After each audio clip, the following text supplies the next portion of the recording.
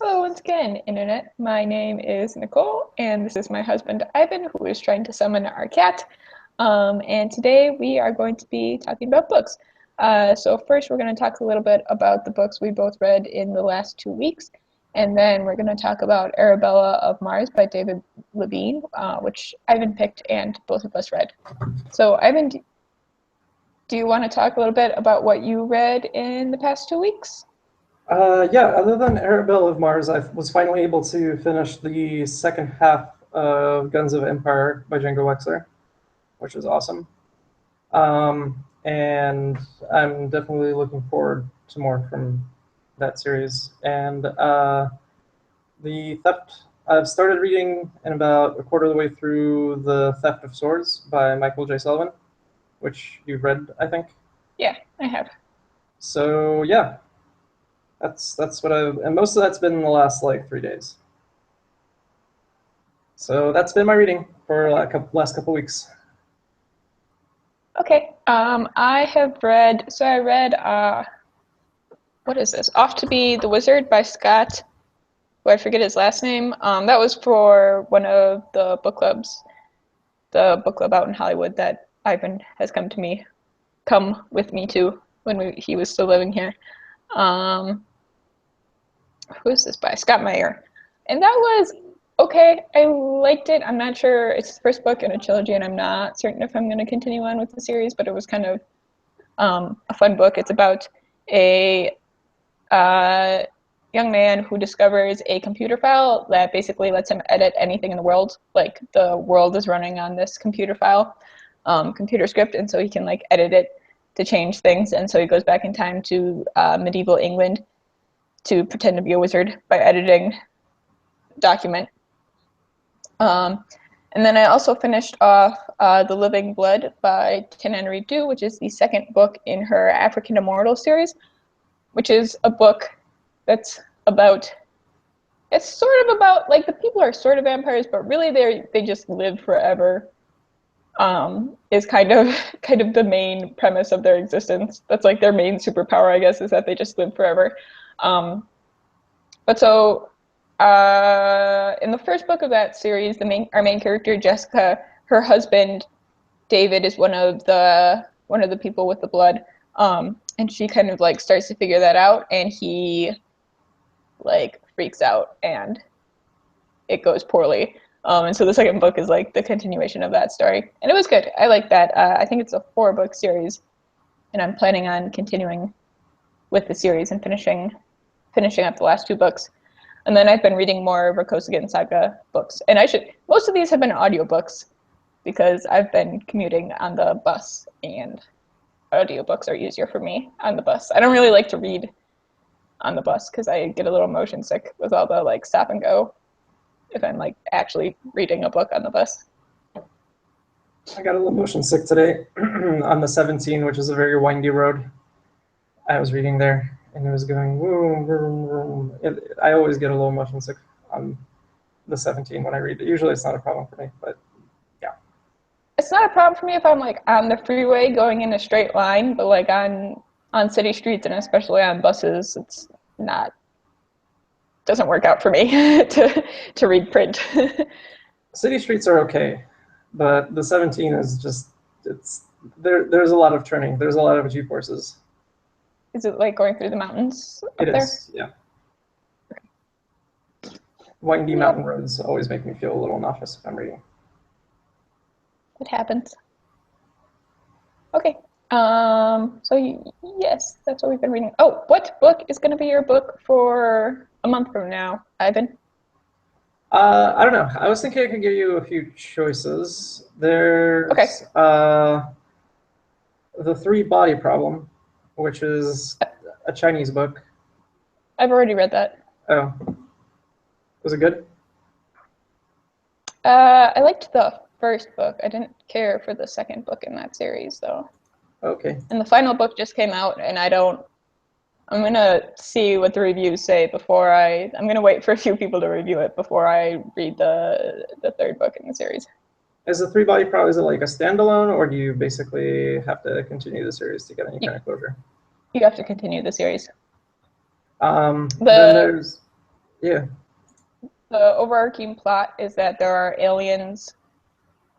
um, there are aliens out there called the Trisolarians who are in Alpha Centauri. Um, and yeah, you definitely have to continue on to get the full story. Okay. Well, we can talk about that later. Why you might or might not recommend that. Um, then there's a book by Justin Cronin called The Passage. Um, and That I have not read. it's about like some sort of vampire apocalypse like thing. I think I've heard of this, but I have not read it.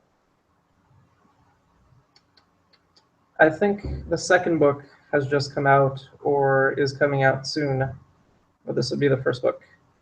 Basically, from what I gather, vampires take over civilization, but then there's like a small human colony that kind of survives, and it follows, what happens during the apocalypse or right before it, and then what happens like 100 years after, which I think is the meat of the book. So that sounded interesting. Then there's a book called The Emperor's Blades by Brian Staveley, which Okay. sounds like kind of I've heard of that one. It's like a it sounds like fantasy. high fantasy, yeah. And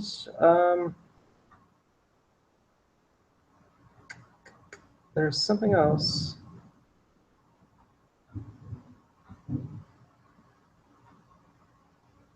The new Expanse book, I think, is out, right? Babylon's Ashes. Yes, I'm like 3 books behind on that. but you are? I thought you were up to date on that. No, no. I read up to like book 4. Then you're only 2 books behind or something. I don't remember. I think this is the 6th book. Anyway, I'm probably going to pick The Passage based on those. I do want to read Babylon's Ashes, but maybe we can talk about that on our own because that's like way far into the series.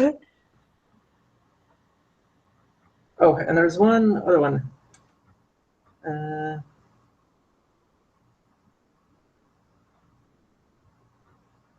Maybe I'll pick it some other time. I navigated away from From your list. from my list, and I'm trying to find it again. Gotcha. Well, I'm going to pick The Passage, which I'm kind of surprised you would suggest because it doesn't sound like your kind of thing, but I'm going to pick it anyway. Okay. It's really long, though, but whatever. It'll be fine. 600 pages. It'll be fine. I can't read that much. Okay. Yeah, if anything, I might have issues with it. Yes. Hopefully it's a little more like. Hopefully it's a little more fast-paced than Hild was. Hopefully. And probably. Vampire Apocalypse. That sounds like it'll be fast-paced to me. Well, Station 23 wasn't. That book sucked. What book is that? I don't know. Oh, you mean Station 11? Yeah, that one. Okay. Station number, whatever. Okay.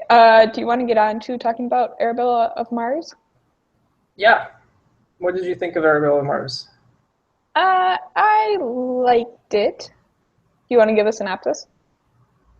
Yeah. So it's sort of like I don't know. It's kind of a science fantasy set in an alternate steampunkish 1810 or around like 1810 in King George's England. You left. Nicole left.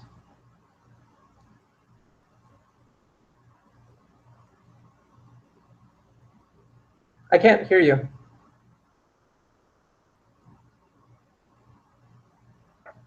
Are you there? Yeah, sorry about that. I just muted my microphone for a second because someone was coming in the room. Sorry, I totally missed what just happened. Yeah. Okay. So I was just giving a synopsis. So it's 1810. Space has breathable air for some reason.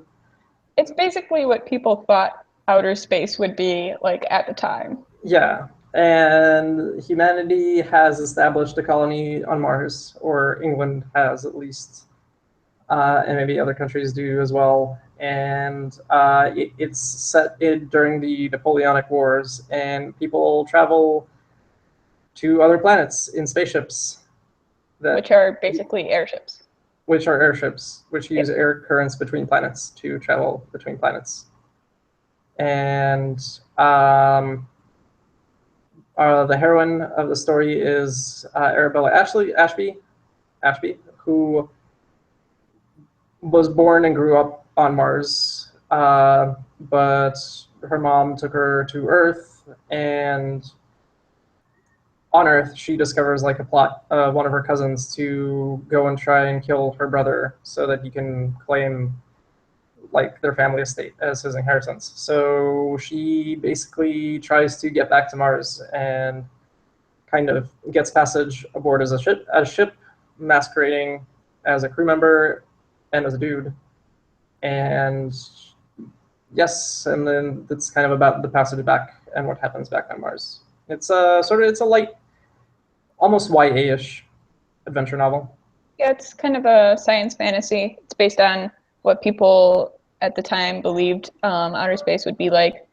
And like people live on Venus too. It's alluded to that Venus is also habitable. Or they at least like travel there to get supplies. Yeah. Or goods. Yeah.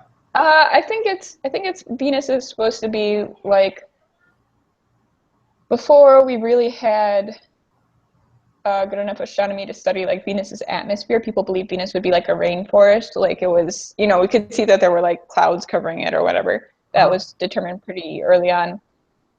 This lush rainforest underneath the clouds, and I think the impression that I got was that Venus is supposed to be like that in this world.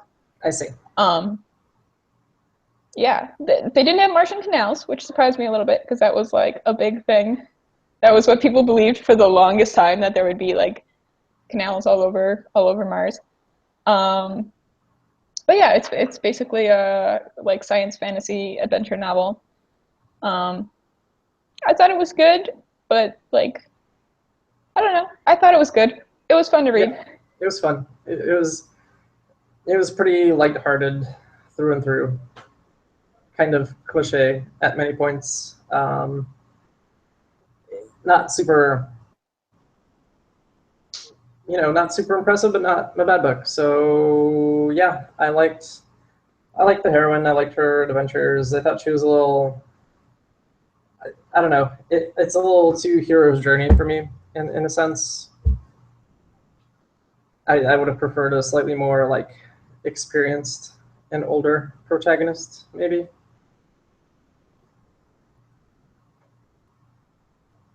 I don't know. Like a sad thing happens and she cries. I think some of the most interesting parts of the story were not what the story focused on. Like I thought the Martians, like there are aliens on Mars, and the Martians seemed really interesting, and we don't really get too much about them. We get like a little bit of information about their culture, but it's really only enough information to keep the plot moving forward, and it doesn't really go into their culture, which I think is probably was probably to me one of the most interesting parts of the story, one of the more unique parts of the story. Because yeah, the main plot line with Arabella is pretty like straightforward hero's journey. Like she's on a journey. She's on a journey, on a literal and figurative one. Yes, she is discovering more about herself and building character. And I feel like the more interesting parts of the story were kind of the peripheral parts, like the Martians, and also a little bit about the world building. I felt like there could have been a little bit more information about that because, like, I feel like I know a fair amount about that from reading, like, pre-Golden Age science fiction, like science fiction from before, like, the 1930s.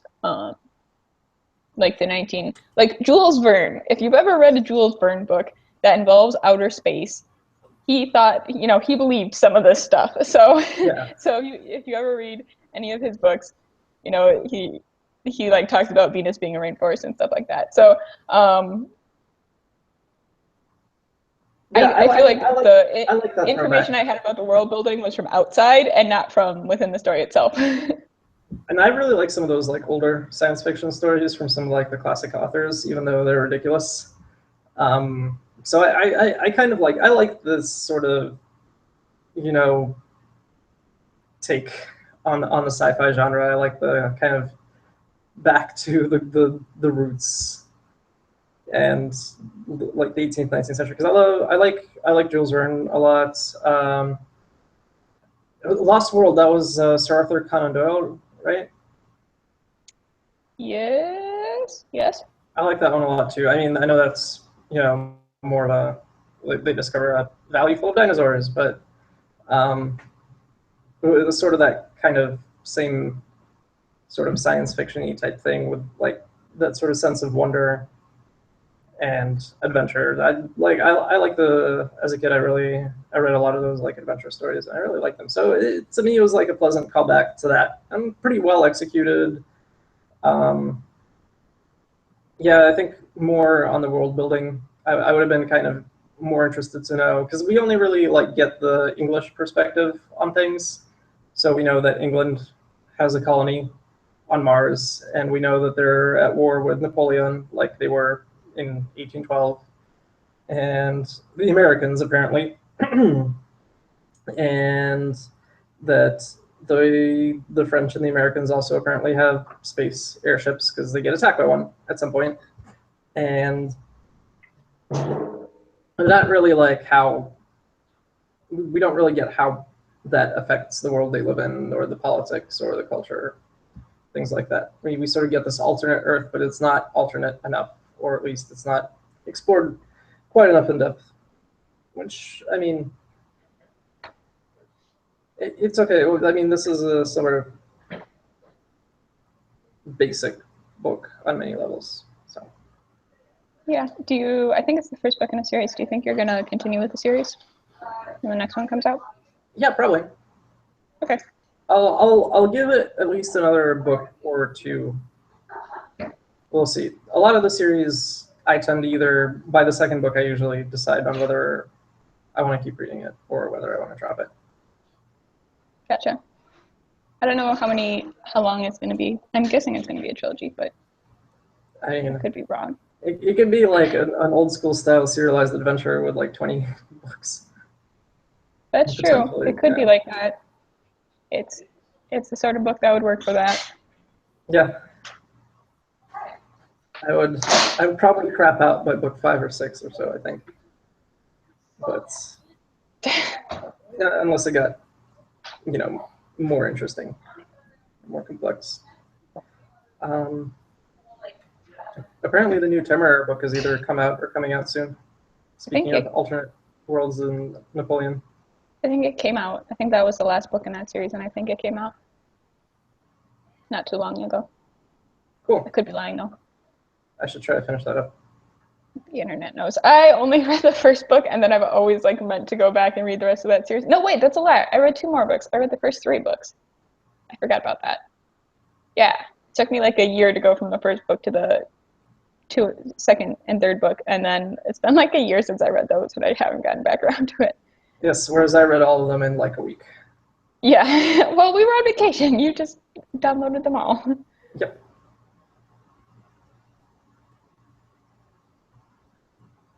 But so yes. So any other thoughts? I don't know. Like it was. I thought it was a fun space adventure. You know, kind of Yeah, with the retro feel. it's kind of hard to talk about in a sense because it wasn't there wasn't anything particularly notable in its strengths. So there's no real like interesting characters like with Nine Fox Gambit and that dynamic. Um, and there isn't anything I particularly disliked about it either. So I can't whine and complain like I did with Hild. So it makes it kind of hard. Yeah, like it's short. It's a fast read. It's fun. It's not particularly impressive, but if you sort of like the old old-timey style adventure and science fiction stories. And if you want to get a quick fix for that, I think it's good. As an identifiable female protagonist, especially if you're, a bit younger. It has action and adventure. It's not like completely. It's not like a kid's. Well, I mean, this is very much the style of a book that I would read as a kid, and have read as a kid, but it's not really intended for kids. I think teens and up, teens and adults probably is what the book is intended to be for. And some people get shot, and some people get exploded. Yes. And there's naval ship battles, and the cousin is a massive asshole who dies in a fairly satisfying way. Gets eaten. Yeah. All right. I don't know. So, yeah, I feel like we don't anything have to that say? much to talk about today. Yeah. I agree. It was fun. It was fun, but we don't have that much to say about it, unfortunately. I don't think there were any really deep themes. There were some themes of but they're all relevant to the time period sort of discussion. Proper ladies aren't supposed to put on pants and fight pirates on spaceships.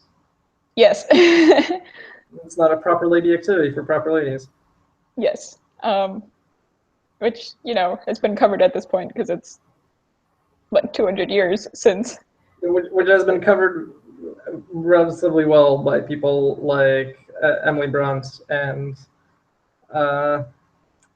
Jane Austen and a lot of other people already 200 years ago. Yeah, so at this point it has been slightly done to death in that period, although it is easy to go back to that period and cover those things than it is, I think, to cover them well in a prospective science fiction setting or even in the modern world.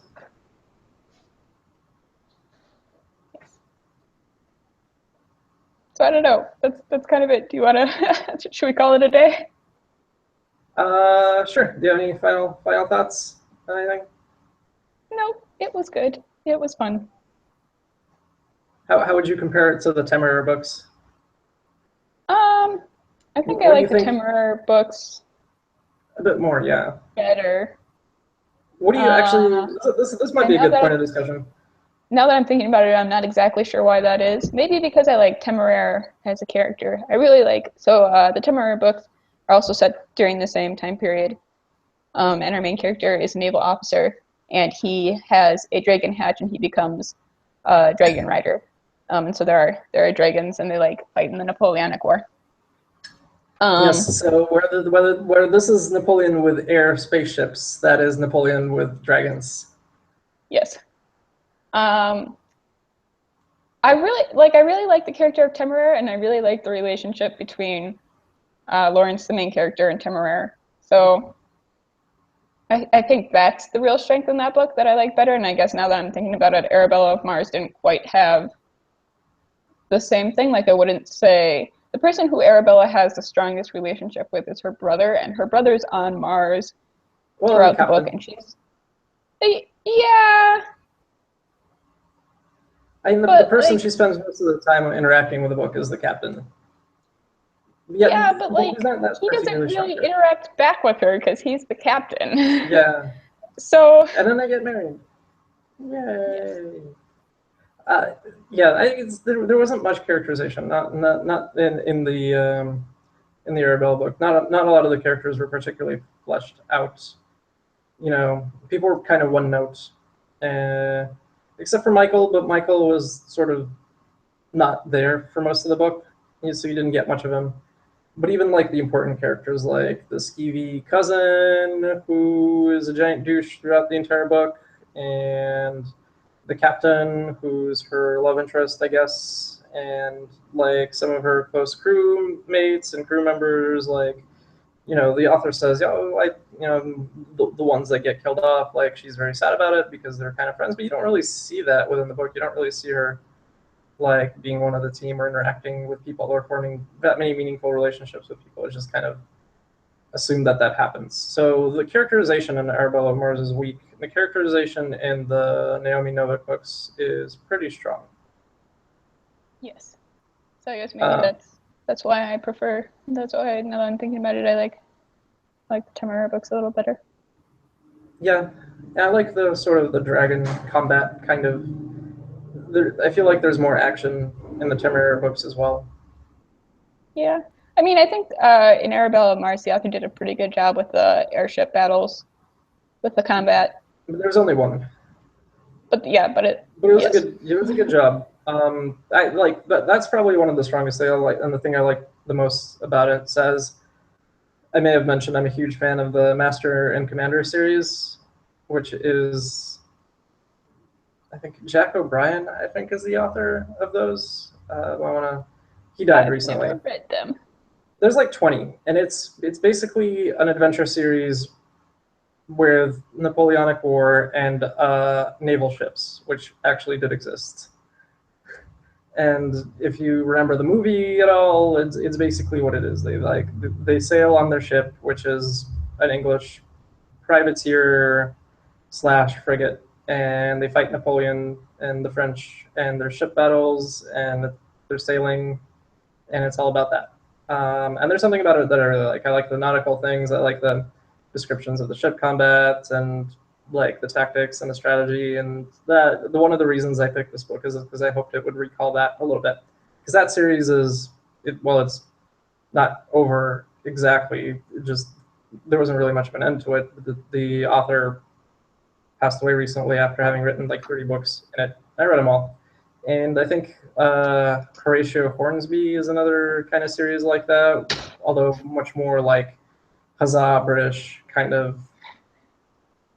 Like the Master and Commander series was more realistic, even though it like focused on the British, like the British privateer as the central, and the characters on a ship as like the central characters. It wasn't like, Huzzah England, down with Napoleon. Is a bit less like Hornsby, from what I hear, because I've never actually read any Hornsby, is more like, go The England. Napoleonic War has been like a really popular time for science fiction and fantasy writers. Now that I'm thinking about it, like in the last 10 years, because this is when Jonathan Strange and Mr. Norrell is also set, and Sorcerer to the Crown. That book was also set around this time period, I think. Napoleonic War of Magicians. Yes. Clearly, what the Napoleonic War needs is magic. I mean, it's a good period. It's an interesting period in English history. So if you're going to set your stuff in English history, that's not a bad period to go through. I've read stuff that was like Elizabethan. That's more like with fairies and Yeah. Elizabethan type of mythologies. It's a little dull though, because England was still kind of dull in the Renaissance. Why? England's We've had been a really lot of books set in England. I hadn't really thought about that. We The next do. one, Ghost Talkers, is also set in England, in a historical time period in England. That seems to be like our theme right now. And we're like slowly moving up to the present. Yep. We started with Hild in the medieval era, and then this book is like the industrial era, and next we're doing Ghost Talkers, which is World War I. So. And then we're doing the vampire Zombies? book. Or vampires, that's right. Which maybe it'll also be in England. No, it's in the United States. Okay. I think. Well, at least it starts in the United States. It starts with the FBI agent. I don't know where the like human colony that survives the vampires is going to be and where it's set, but I feel like it's probably set in the United States. I read a book with vampires that was set, I think, during the Napoleonic War in Russia. Really? Yeah. Was it a Russian book? No. What book was it? Let me see if I can find it.